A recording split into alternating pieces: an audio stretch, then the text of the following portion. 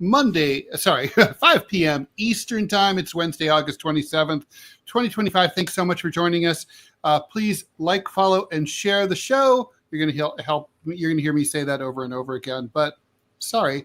Lots to talk about today. We're going to be joined bringing down at the bottom of the hour. We're going to have a friend of the show and friends of ours. Sean O'Brien's going to join us to talk about this crazy scam out of China, the Lightning Shared Scooter Company scam. I admit I had not heard of it myself. I hadn't either until Sean brought it up.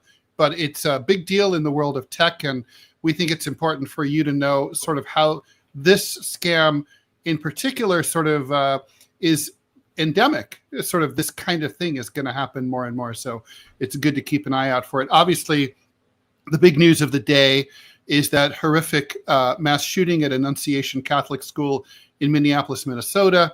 We'll talk about that and what it all means. The DNC is getting together to figure out what order their primaries are going to be in 2028.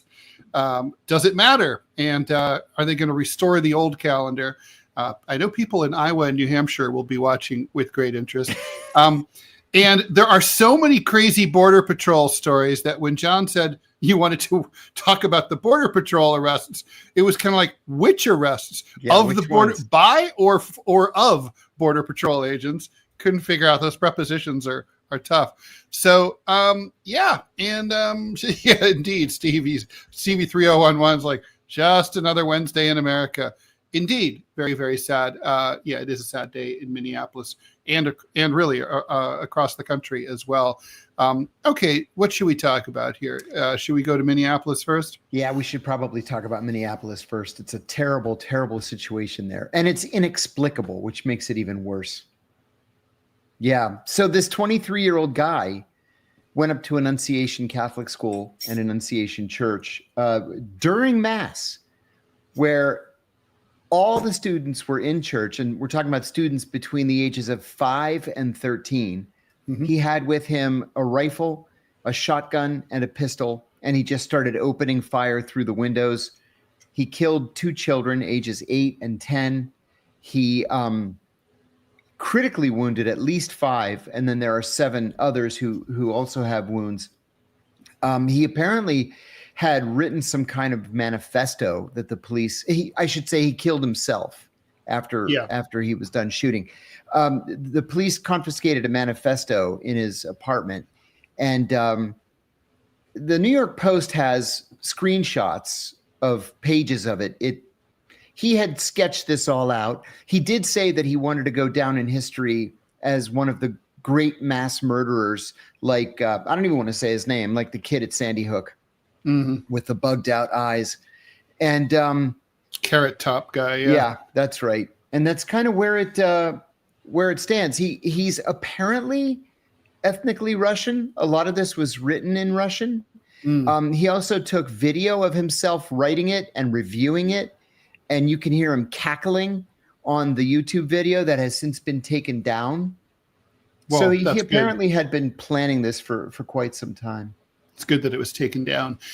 So I was watching the Fox coverage of this, and I think this is well sourced that this was a trans person. Obviously, you can see the political divide in the coverage. That's being really emphasized on the right, de-emphasized on the left. Yeah. But Fox kind of has the trans smoking gun in that they have the change of name court order that I guess they filed for back in 2020 and saying that they chose to now identify as female. So I don't know if their nickname was a she. I mean, their pronoun was a she. I don't know if it really matters. I don't know. I mean, the thing is, look, there's sort of a sense on the part of some people that trans people are crazy, or that there's something crazy about changing your gender. And I will admit, I'm very as left as it comes, and I'm very uncomfortable with the idea of, like, especially the operations. It's like, yes, I totally get being gay. I could totally imagine being gay. I just can't imagine wanting to change my gender. And I think when you evaluate what other people do, you always think, if I were in that position, could I see myself doing that? It's part of the reason that, like, so many people hate pedophiles because they can't imagine themselves doing that. I can imagine myself embezzling money from a corporation, so therefore I'm not as hard on them. So it's like I didn't do it, but I could see it. And so, I guess the thing is, there's going to be the usual, well, this is about gun violence and the fact that assault weapons are too easy to get, although a pistol was involved, a shotgun was involved. Those are not assault weapons. And, the point is, if you want to kill people, you can, with or without an assault rifle. And then there's the question of, whether someone like this, who clearly was deranged, maybe there should have been a red flag law that applied here or not. Does the trans aspect have anything to do with it? And then the only good news, such as it is today, I think, is the fact that Minneapolis has great hospitals. I mean, they have a very strong, they medical sure do. community. So, I guess they have for the kids who are currently being treated, they have a better shot there than they might somewhere else. I think that's exactly true. There are so many important questions that the authorities just don't have answers to yet. But yeah, this is anything that involves killing children. I can't wrap my brain around it. Yeah, J. Edgar Hoover was a cross-dresser by all accounts. In one of the recent biographies of him, I put this in my cemetery book. He's buried here in Washington.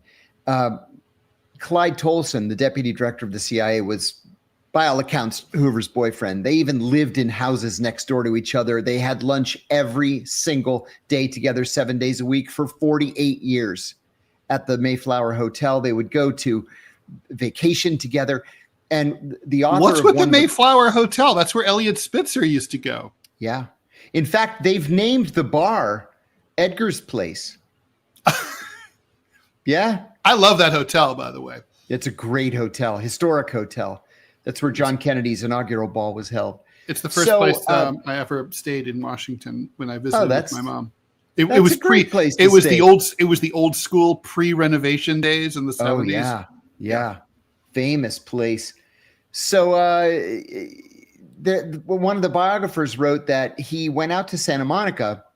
They used to like to stay at this one hotel in Santa Monica when they went on vacation. And so he went out there to interview Hoover. And when he approached them on the beach, Tolson was on his knees clipping Hoover's toenails. Like, sure, that's what the deputy director of the FBI would normally do for the director, right?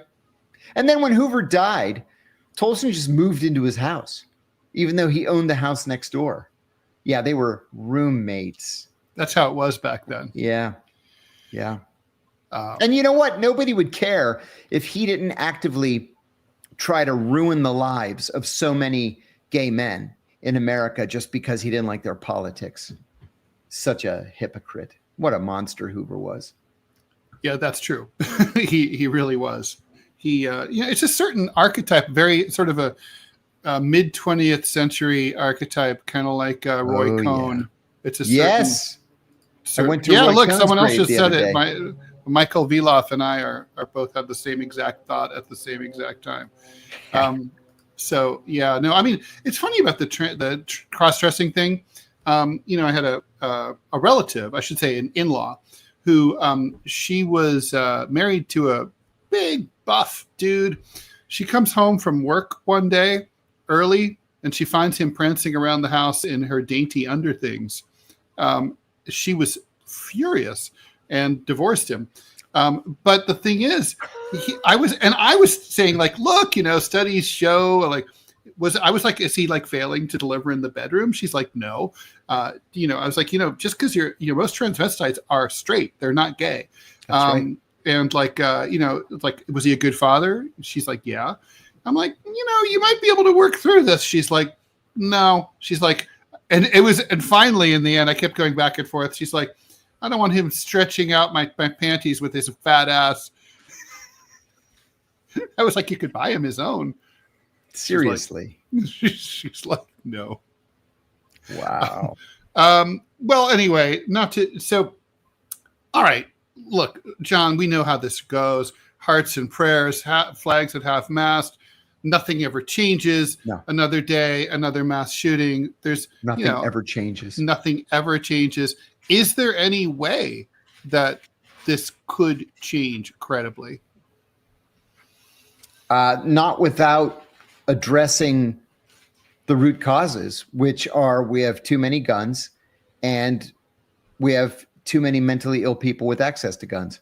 And too many not enough mental That's health right. parity. I mean, it's in the law, it's in the Affordable Care Act that insurance companies are supposed to cover, therapy and meds, like SSRIs, whatever you need, with the same exact, the same way that they treat you for, any other medical condition, but they just don't.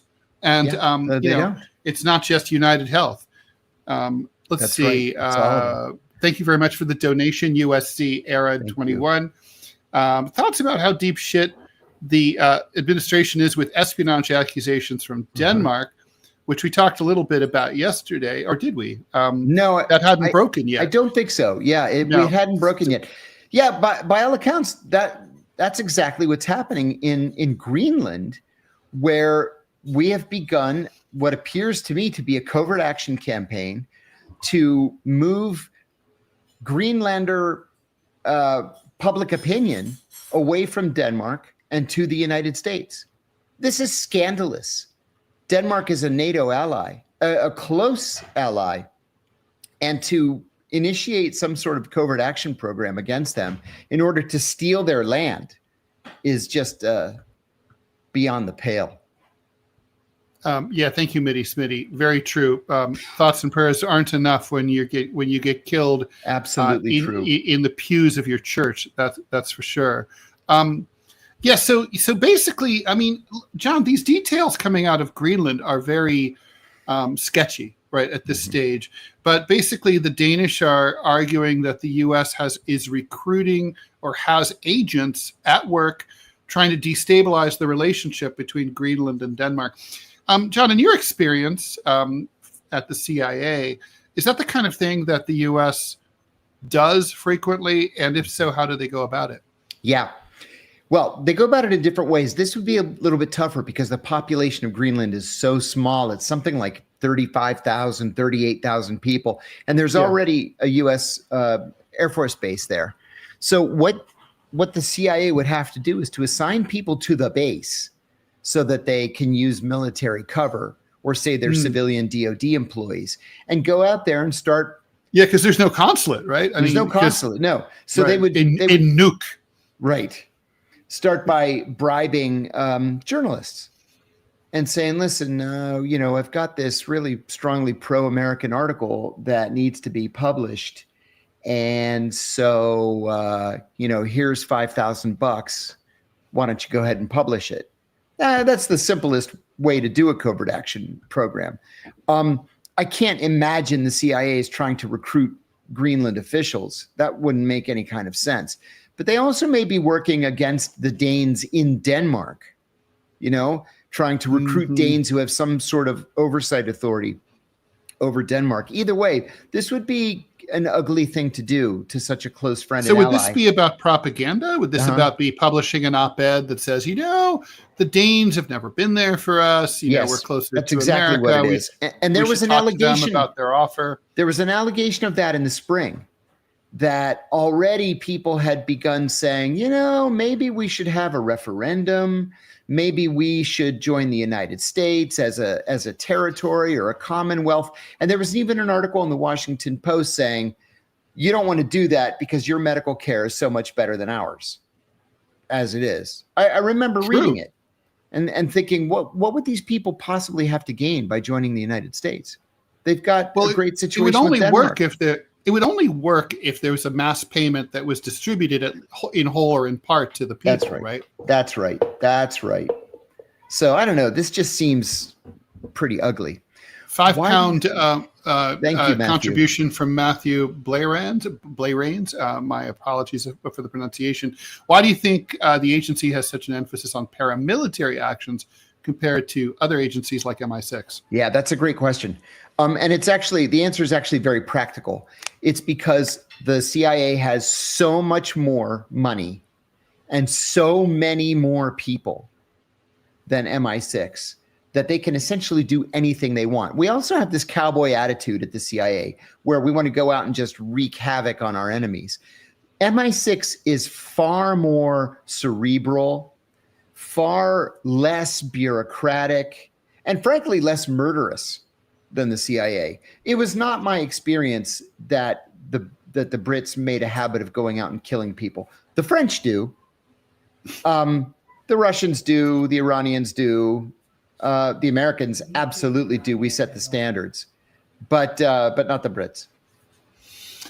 We have we should probably move on to the DNC calendar. So in one of his many lame attempts to remain in office, the late unlamented Joe Biden changed the primary calendar to put South Carolina, which traditionally has been third after Iowa and New Hampshire, and make it first. He basically conspired with James Clyburn, the party boss of South Carolina, to put South Carolina first.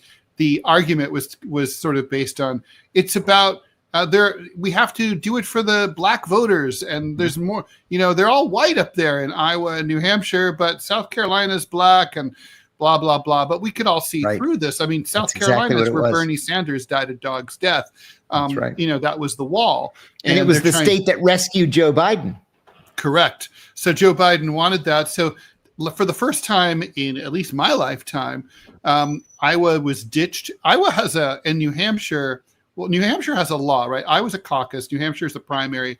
New Hampshire state law says that New Hampshire has to be the first primary in the nation, which is hilarious. It's like, I'm going to pass a law that says Ted Rall is the best looking man in America. And, you all have to go along with that and uglify yourselves just to make that true. So the DNC is meeting next month. They're going to sit down in a couple of weeks. DNC chair Ken Martin says that he wants a fair process, but it looks to me like Iowa and New Hampshire are going to be restored. And I'm wondering if you agree with that. And if so, do you think that this is basically the party trying to exorcise the ghost of Joe Biden? Yes and yes. I think Iowa and New Hampshire will be restored. I think South Carolina is out. And I think South Carolina is going to be replaced probably by Georgia. There's talk it could be North Carolina, but the black vote is so much larger in Georgia. I think that they're going to throw a bone to that state. But yeah, I think the Democrats made a serious mistake by punishing Iowa because they screwed up the vote in 2020. And it took, remember, 9 days before we knew definitively who had won Iowa. That was the DNC's fault, by the way. That was not Iowa's fault. Right. And, right. But they had a fall guy. It was the head of the Iowa Democratic Party, and they threw him out and took that first in the nation position away from Iowa. I want to add one thing about Iowa. There was a special election there yesterday for a state Senate seat, and a Democrat won in a solidly Republican district that went big for Donald Trump. Not because Donald Trump is unpopular in Iowa. He's not. He's very popular in Iowa. It was because they had an 18% turnout. But the reason why this is important is that this one seat takes away the Republican Party's supermajority. And there is a proviso in the Iowa Constitution saying that all judicial appointments have to get 2/3 of the vote. And now the Republicans are short by 1 vote, which means they have to cooperate with Democrats. Oh, so sad. So sad. So sad. I feel so sorry for them. I will stay up late crying in my pillow. Marble. Thank you, Marble. Thank you very much for the very generous 1999 contribution. Thoughts on Gavin Newsom's tweets? I love this question. John, I don't know how you feel. I have no idea. I fucking hate them. So Gavin Newsom's been doing these all caps Trump-style tweets. And the thing is, he does a pretty good job at channeling Donald Trump.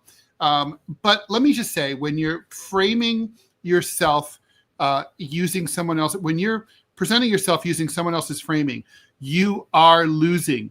You're not making fun or ridiculing Donald Trump. You're pumping him up. So to me, this is just like, I think it's pathetic.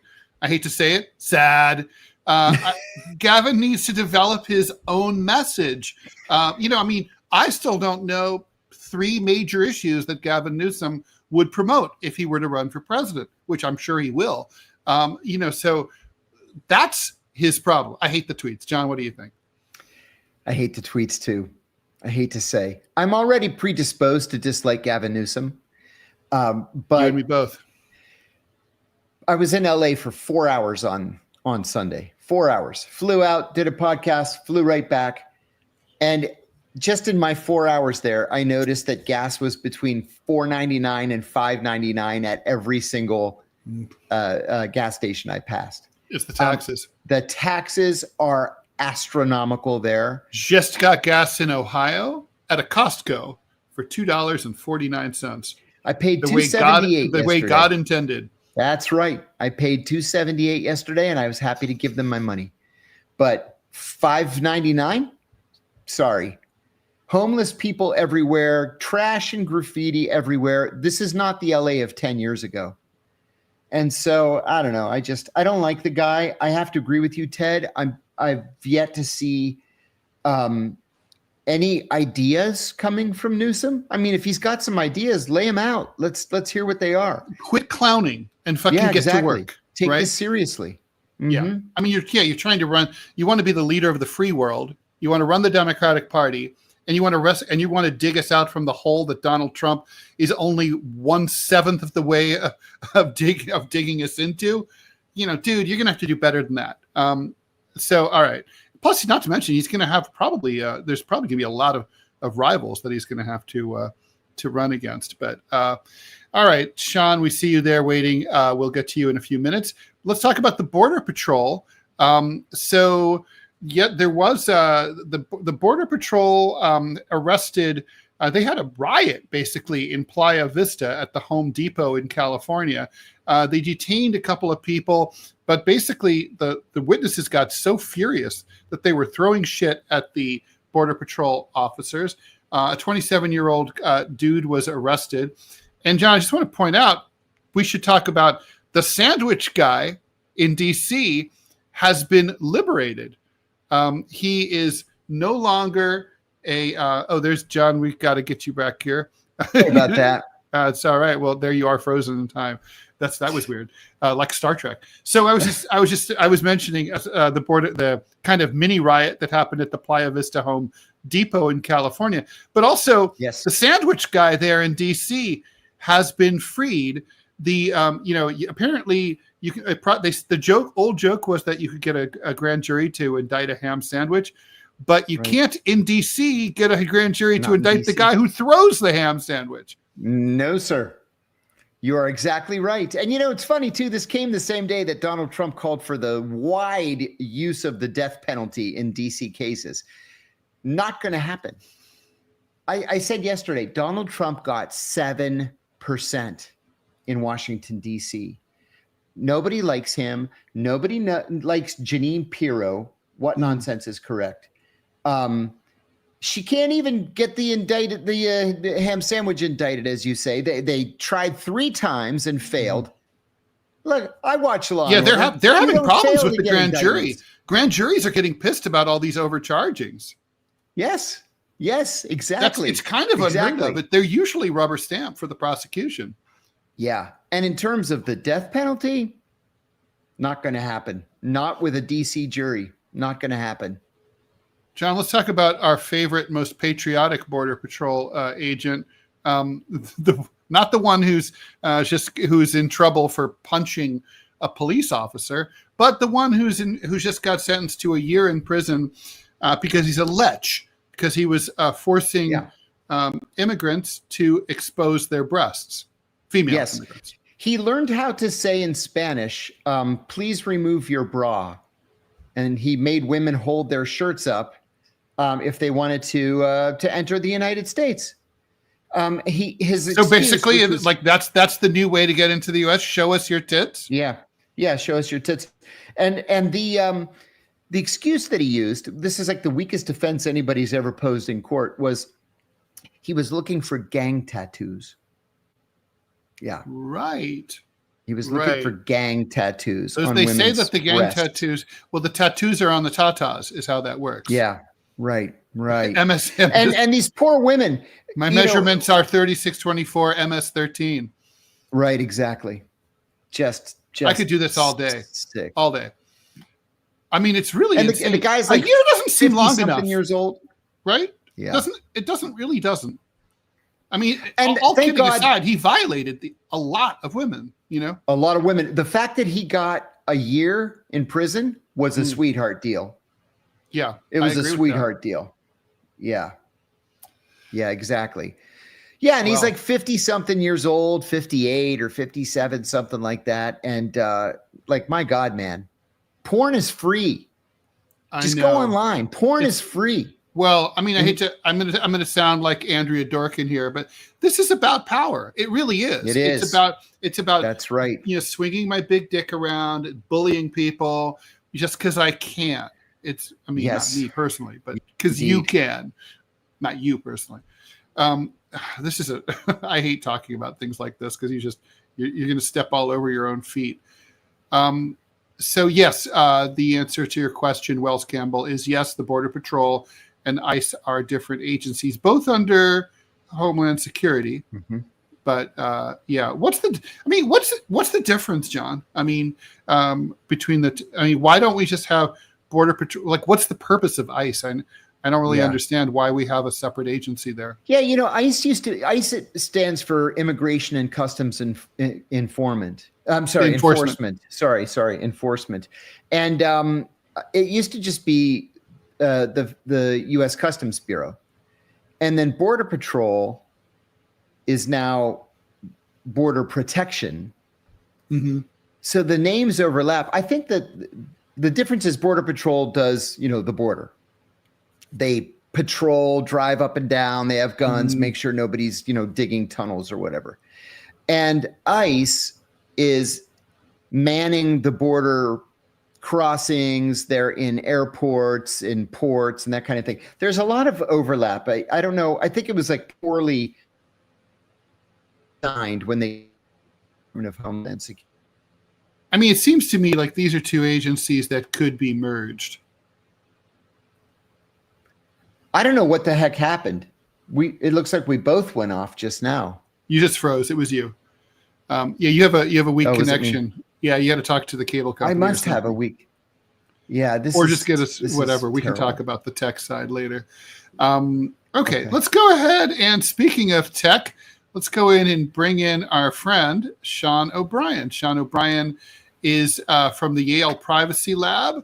And he is, we're working with him at Ivy Cyber on a big tech privacy play, I think is the fair way to put it. So let's talk about the Lightning Shared Scooter Company.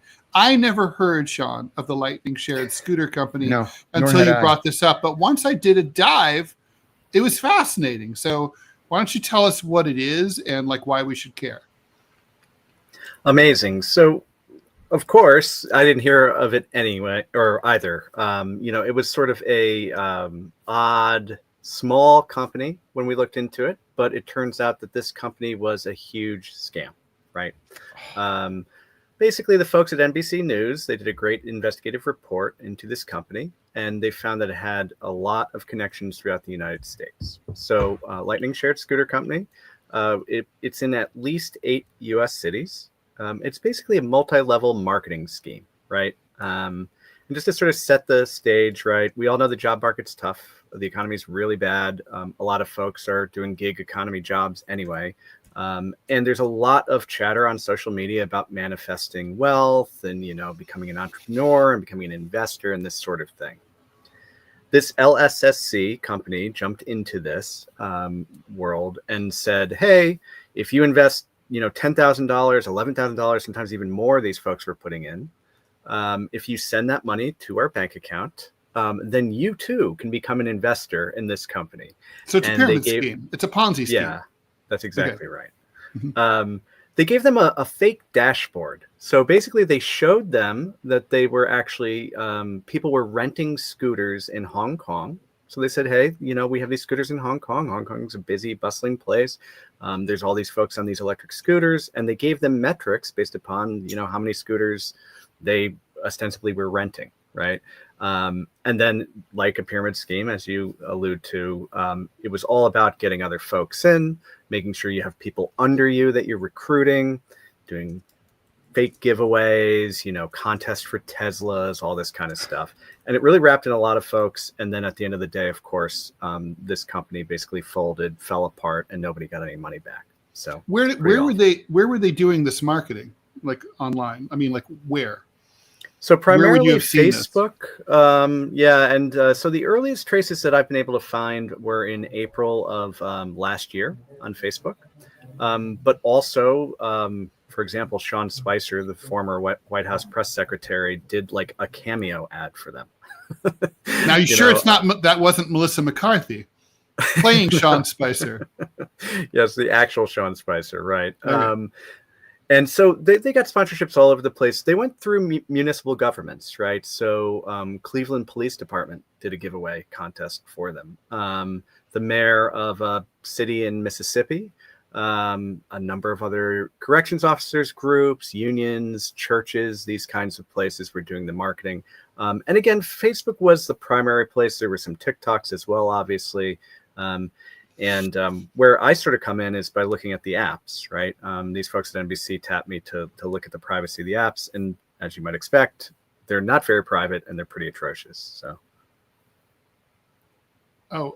John seems to have vanished. We will bring him back. I do see that. One of the commenters, Michael, says Herbalife is still listed on the stock market. I remember I was pitched Herbalife by a taxi driver in Kyrgyzstan one time. So it was very, very widespread. Yeah. And so this stuff is growing through small group chats too. One of the reasons it's kind of hard to track is because there's a lot of chatter in places like WhatsApp. I'm sure we all know we're all in tons and tons of group chats now, right? Yep. And so this activity is just happening in these other apps. The other apps even with regular iMessage on the iPhone, I've had that happen where there's like 600 people. You're in some crypto crap. Question here, and this is important. Marcel wants to know what happens with the legal consequences if the company's in China, the money goes to China. Does the U.S. have any extradition rights? I mean, you can't extradite money, but can the U.S. ask the Chinese authorities to do something about it? How does that work? Well, John would know more about this than I do, but I would say that there are open investigations. To me, that's not going to amount to very much, right? The money's gone, basically. Yeah. But I would not be surprised if, in a technical sense, these folks signed a terms of service that basically promised them nothing, right? So that's the other tricky part here. Who reads the terms of service of anything, right? And we don't know exactly what these folks were signing up for. Another piece that's really tricky. How big is this, Sean? I mean, we're talking about millions, tens of millions, hundreds of millions. What are we talking about? We're talking about millions of dollars. We're talking about thousands of people. Yeah. So it's kind of by scam standards. I mean, it sucks for them, but it's not massive, right? I wouldn't say it's massive. I think one of the things that's surprising about it for me is the brazenness of it and the fact that it's sort of clever. What's so clever about it? What distinguishes it? So basically, we have software that we use all the time, right? And we have all these analytics dashboards that show us metrics on things. If you have Google Analytics, you see that there are a number of clicks on your website. You might have maps showing you location data of your users and things like that. In this case, these folks were being fed false information in a fake dashboard. So the interface was basically showing them that all these scooters were being rented and moving around, but it was all just fake. The other piece of it is that the app itself, they had storefronts in malls. they were basically taking phones from people, installing these apps on the phones, and the apps were given elevated permission. So I've actually never seen apps with this amount of permission over a phone. We're talking staying awake when the phone's locked, in some cases trying to stop the phone lock from happening, accessing media, microphone, camera, you name it, basically the entire gamut. So it's new in that sense. And I guess I would say also these international sort of geopolitical plays that are going on, we're talking a lot about TikTok and how dangerous TikTok is or isn't, right? But the software supply chain, these app stores are just flooded with this stuff. And the data just goes who knows where unless you're actually looking. These apps were often talking to 10, 20, 30 servers. In some cases, these servers had open FTP ports. If you remember what FTP was, like File Transfer Protocol, unencrypted. So there's that kind of thing going on here too, which is a little different. Yeah. We had a question from Starlion. She says, "Is Jennifer Granick still working in the space of digital civil liberties?" Do you know? I don't know. That's a very good question. I could just look it up, but yeah, I'll check it out later and reply. I've got a question for you, Sean, if you don't mind. I have heard from 3 people independently of one another in the last 2 days that crypto's on the brink of something great, right? And you should buy Bitcoin, and you should buy this other one I never heard of, and you should buy Ethereum. And is there something going on? Is there something out there, or is this just wishful thinking because crypto's been in the news a lot lately? So it's no secret that this administration, the executive branch, is extremely bullish on crypto, whatever crypto is or isn't, right? Traditionally, we would consider Bitcoin, Ethereum, these kinds of coins as crypto, right? But the administration has been pushing these so-called meme coins very hard, right? Mm-hmm. Spitting them up, making their own meme. Can you explain what those are? So basically, there are a number of different layers in cryptocurrency where you might have with Bitcoin something called proof of work, where you basically crunch numbers, right, to create the next Bitcoin, and then the mining. That's exactly right. I'm trying not to use too much the terminology, but I think most people are familiar with that. Yeah. Okay, good. So you mine Bitcoin, right? Okay. In Ethereum and Solana, which are 2 examples of other coins, there is also the possibility of having a layer 2 network with what are called smart contracts, right? And that means when the coin is created, you can execute some code, right?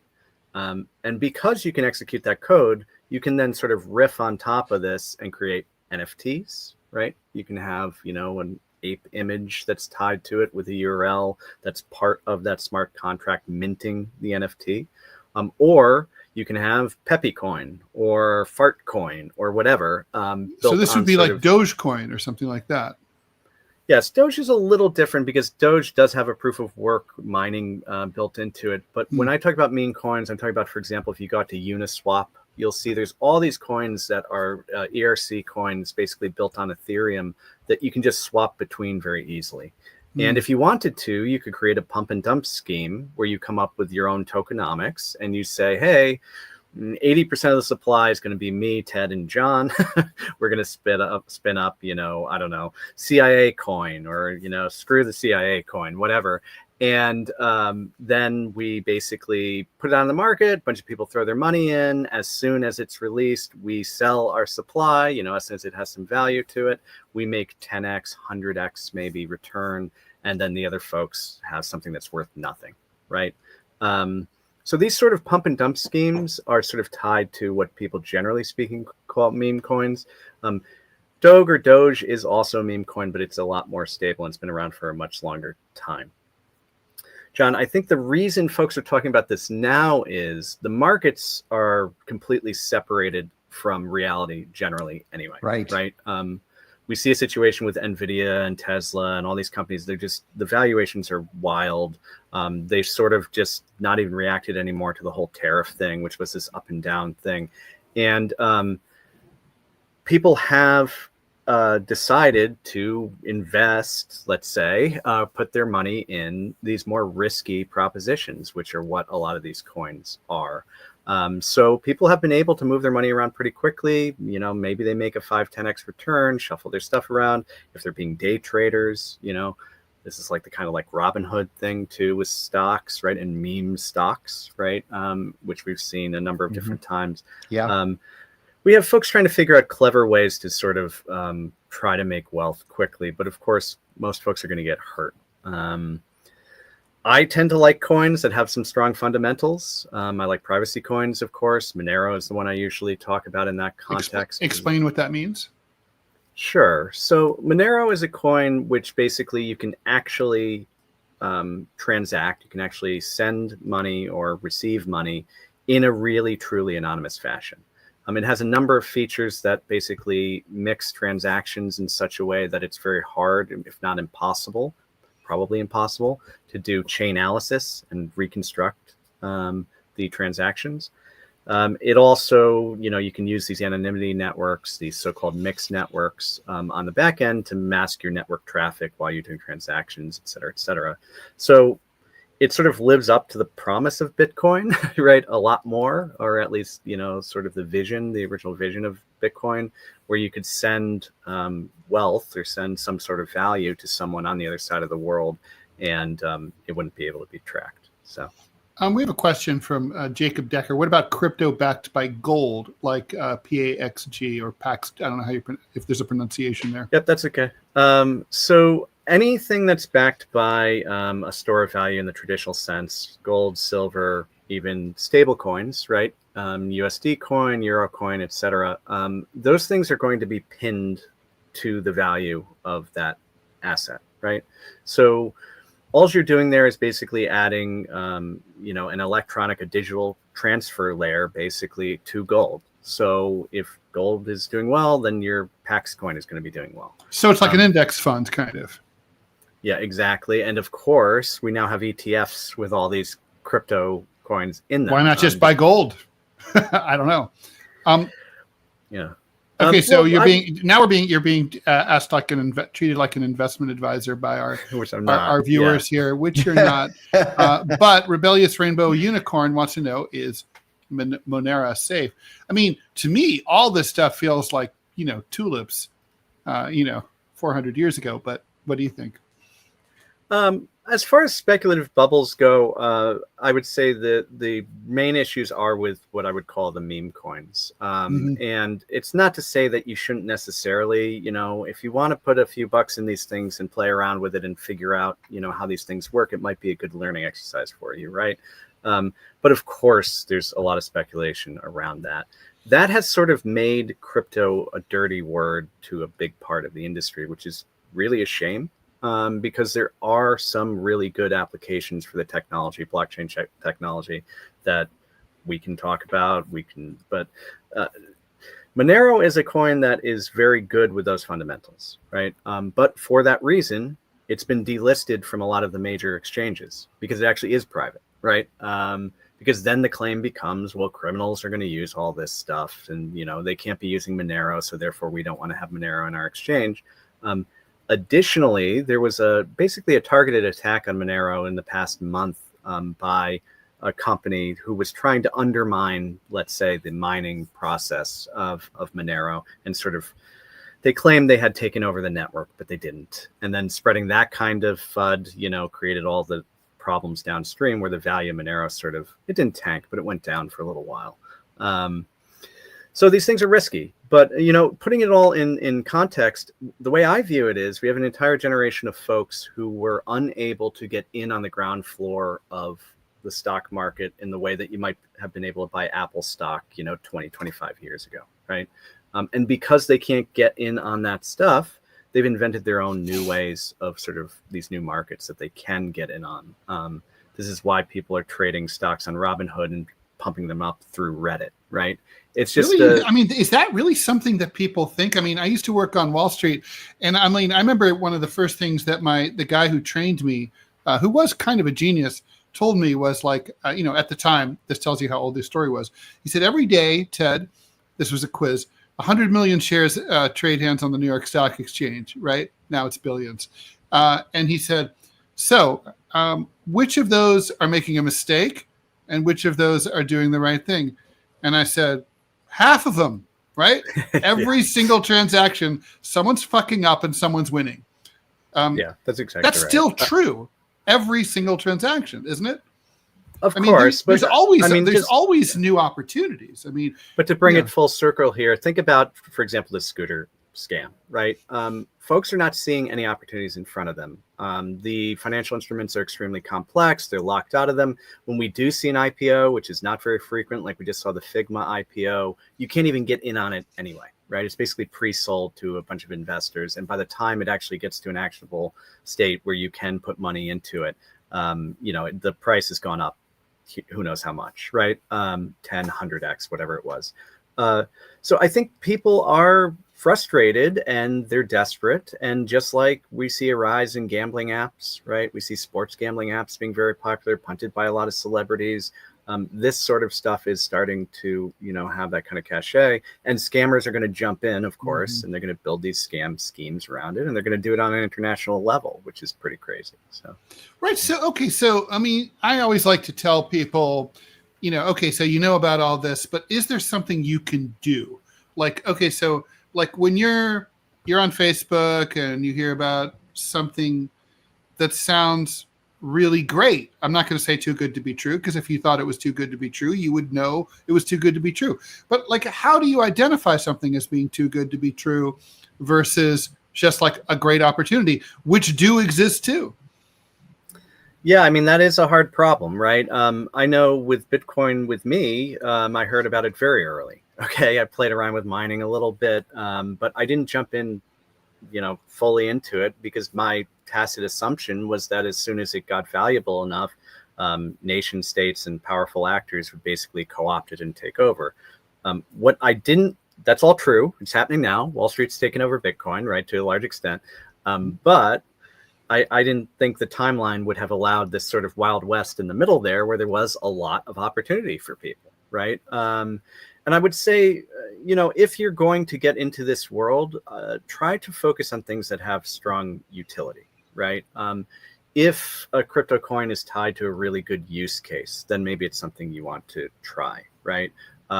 Maybe you do want to put some money in stable coins just so you can move it around. Maybe you do want to play around with smart contracts and build an application on top of it, or a business model, an actual business on top of it.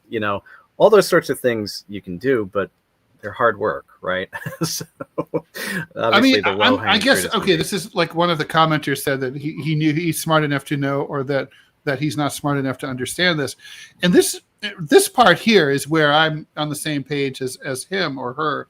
I mean, why not just build your business on top of the US dollar, or for that matter, the Chinese yuan or whatever? The stable US dollar.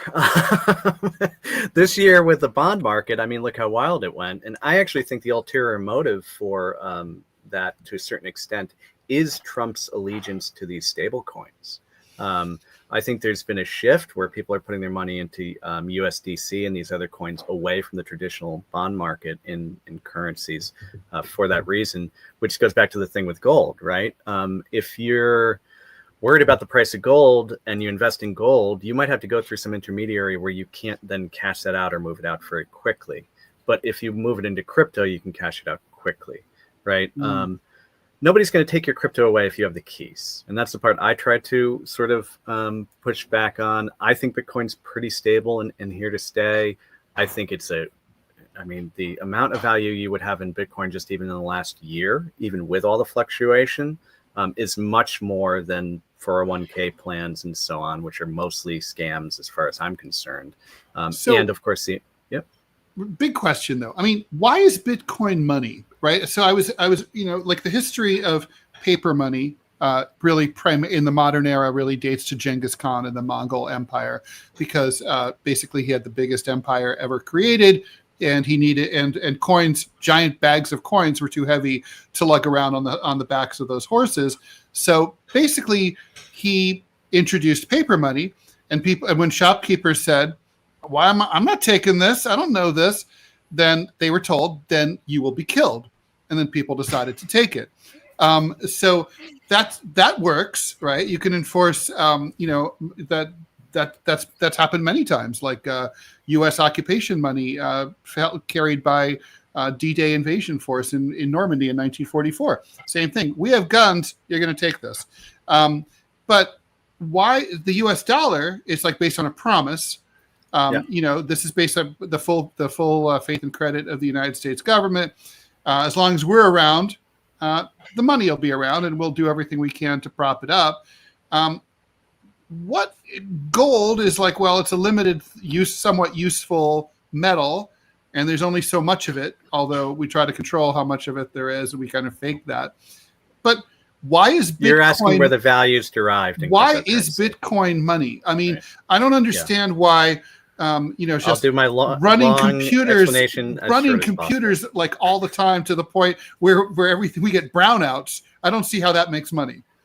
Okay, so a blockchain is a big distributed ledger, right? It's a big spreadsheet where the entries have a cryptographic relationship between each other, right? Mm-hmm.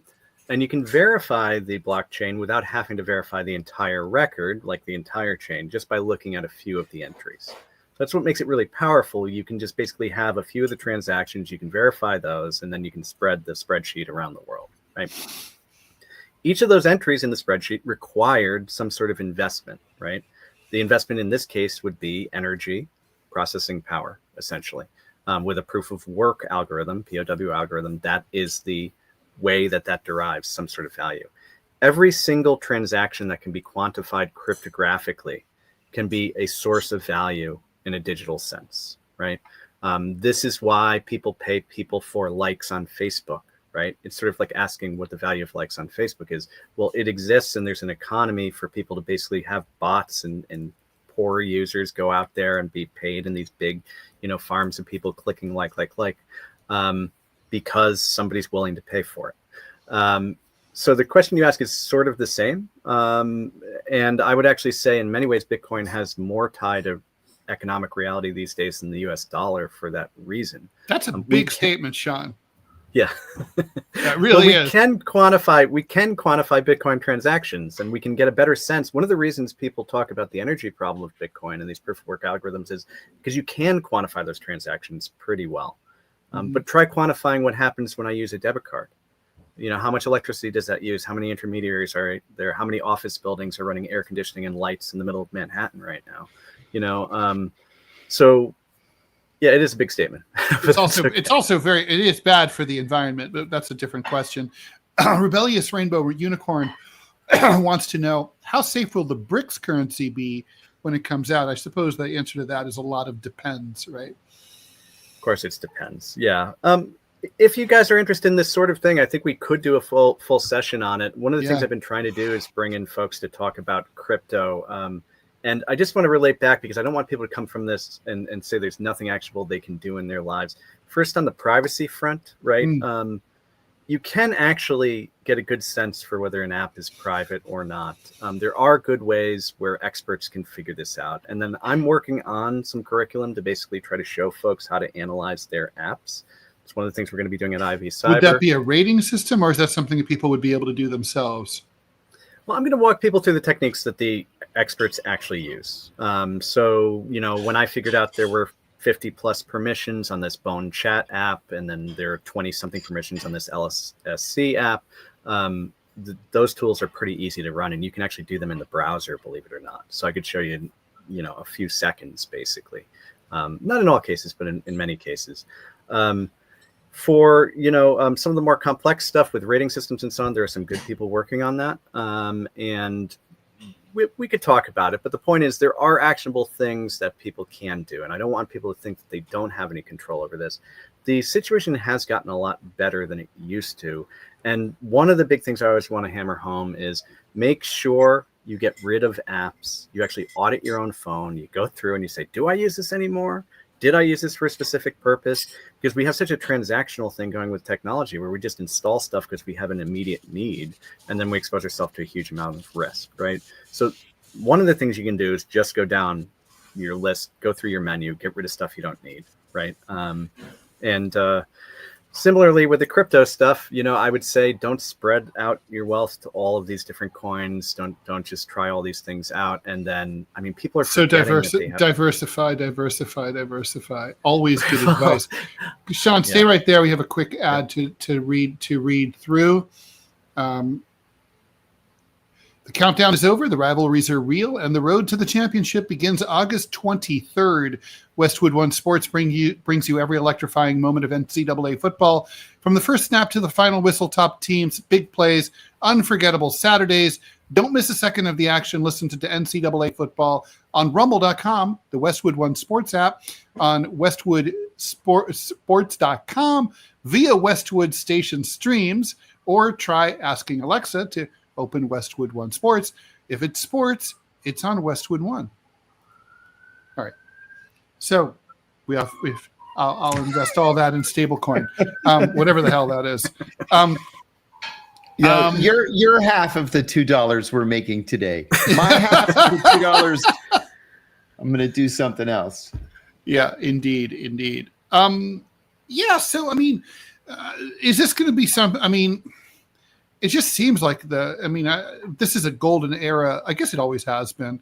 It's a golden era of scamming these days, just because there's so much about the new world that people don't understand. And I really, really worry about older people. It's hard for them. So when I do workshops and I talk to people, I've actually seen sort of the older folks and the younger folks are sort of coming together at their level of non-understanding. The people who are in the sort of... Finally, the generation gap has been filled. Yeah. But it's partially because apps are magic, right? Technology is magic. If you've grown up with something and you're just used to hitting an icon and your interaction is swiping, right? You don't really understand things like what a network is, right? Mm-hmm. So when I talk about data crossing to Hong Kong over a network, what does that mean, right? My kid and his classmates in high school, they didn't understand that if they posted to a chat group that it was on the internet and that people in Malaysia could read it. That's exactly right. So when we're talking about these apps, right, these software development kit SDK trackers, these apps have just pipes open to all these servers all the time. So it's not even just that you're posting something and it goes on the internet and publishes on the internet, right? It goes to a server somewhere, but in the background, your apps are constantly just cranking, sending data all over the world.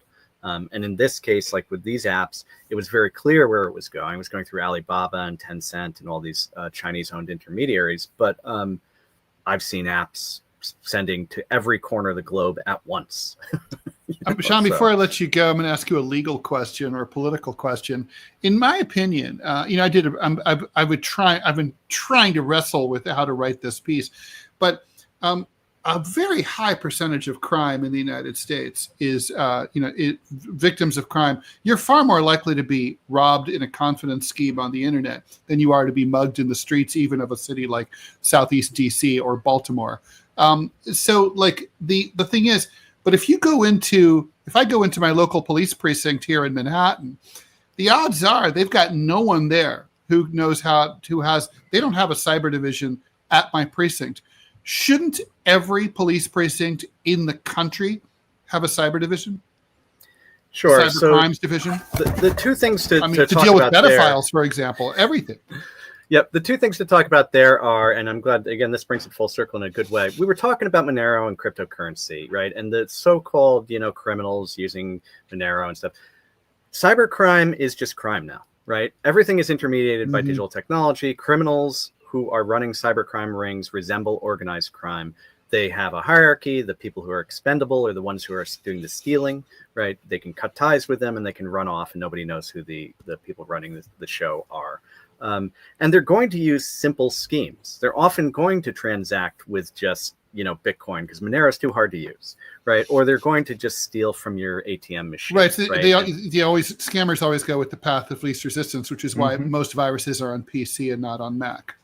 Right. Now on the yes, that's a big part of it. Although there's some things about Unix that are pretty good about Macs as well, and Linux as well, which is my thing. But what I'll say about the cops and the police, right? They focus an awful lot on digital forensics, which is something I teach, and I teach people who basically are using the same tools that the law enforcement is using. And they're focusing on basically taking some drug dealer's phone, sifting through it, and coming up with a reason to give him a big sentence, right? I think that if law enforcement did care about cybercrime and cared about their communities, they would be focusing more on understanding these kinds of crimes, scams, being able to, as you say, have a real cybercrime division, because otherwise the answer is, the one I gave you in the beginning, like basically nothing's going to happen to these people. You've got one of the largest news outlets in the world, certainly in the US, talking about it, and it'll just be lost in the memory hole and nobody will care. So. All right, Sean, thank you so much for joining us. This fascinating conversation. And you're right, we could have just kept talking. Sean O'Brien is from the head of the Yale Privacy Lab, and he's the head of Ivy Cyber. We'll be talking to Sean and about Ivy Cyber more in the future. Thanks very much. Talk to you soon. Okay, and I've got a question for you, John, from the Rumble feed. Okay. Do you have a burn notice? Sherlock Holmes 100 wants to know. I was told in 2004 that yes, I had a burn notice.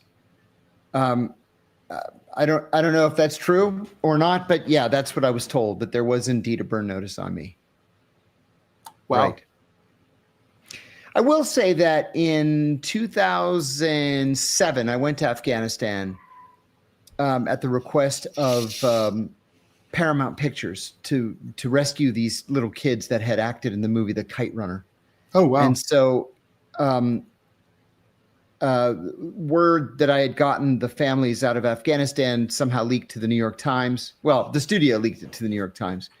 And somebody at the agency read it and asked if I would come in and brief them on the leaders that I had encountered in Afghanistan. So I did, and that was in 2007.